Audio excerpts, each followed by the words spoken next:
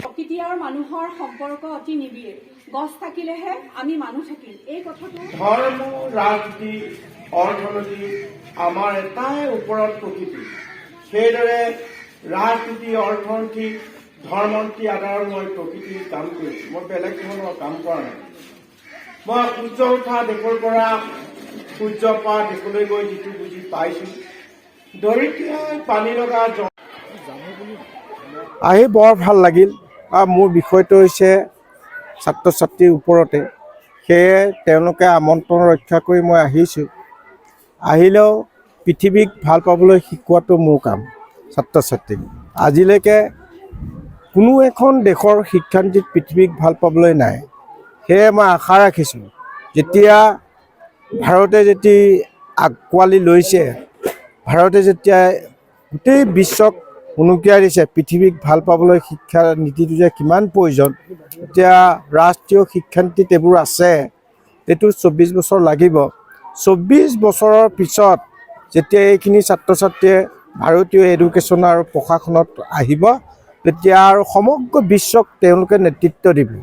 সেইকাৰণে ভাৰতবৰ্ষত থকা স্কুল, কলেজ, ইউনিভাৰ্চিটিবিলাকে মাতিলে মই যাব লগা হয় পৃথিৱীক ভাল পাবলৈ শিকাবলৈ। সেইকাৰণে ভাল লাগিছে। ইয়ালৈ আমাৰে ছাত্ৰী এইসোপা, অকল এই ছাত্ৰীখিনিয়ে নহয়, পৃথিৱীৰ 800 কোটি মানুহৰ ছাত্ৰ ছাত্ৰীও মোৰে ল'ৰা ছোৱালী। সিহঁতক পৃথিৱীক ভাল পাবলৈ শিকোৱাটো মোৰ কাম। মই কৰি গৈ আছোঁ, অন্য নহয়। ধন্যবাদ।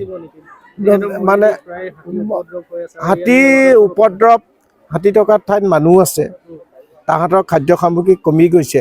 কিন্তু সেইকাৰণে হাতীৰ খাদ্য যে ৰুব লাগে সেইখিনি মানুহৰ নাই, ভাৰত চৰকাৰৰ স্কীমত নাই। সেই এতিয়া ৰিচেণ্টলি নতুনকৈ এইবোৰ আৱিষ্কাৰ কৰি যিবোৰ নতুন নতুন জেগা সেইবোৰ ৰোৱা হৈছে গছ গছনি, এইবোৰ হাতীৰ খাদ্য। ধৰক এতিয়া দিহিং পাটকাইতে দেখুৱাই যে ডিগবৈত 400 হেক্টৰ হাতীৰ খাদ্য আৰু ভাল A ক্লাছৰ গছো ৰুব লাগিব। হাতীৰ খাদ্য 100 হেক্টৰ ৰুই দিবলৈ কৈছে। নিজে গাঁত কৰি আছে আৰু এপ্ৰিল মাহৰ পৰা এইটো ৰুই দিবলৈ কৈছে। যদি প্ৰত্যেকটো ফৰেষ্টত যদি তেনেকৈ ৰুই দিয়ে, তেতিয়াতো হাতী আৰু মানুহৰ সংঘাতটো কমিব, বান্দৰ আৰু মানুহৰ। আৰু সেইবোৰ গছ ৰুওঁতে সদায় চিন্তা কৰিব লাগিব, আমাৰ নেচাৰেলি নিজৰ দেশৰ গছ ৰুব লাগে, আনৰ গছ ৰুব নালাগে।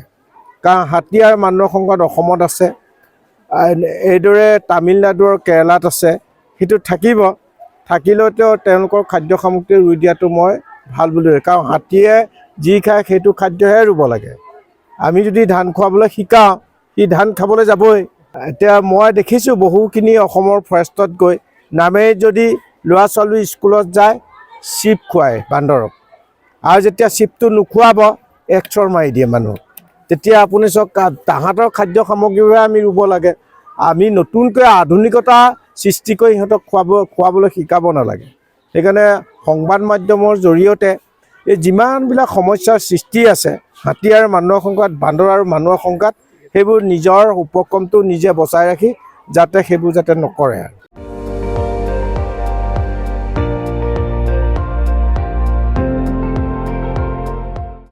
আপুনি চাই আছে ND24, সৰ্বশ্ৰেষ্ঠ নহয়, সৰ্বোত্তমৰ দৌৰত।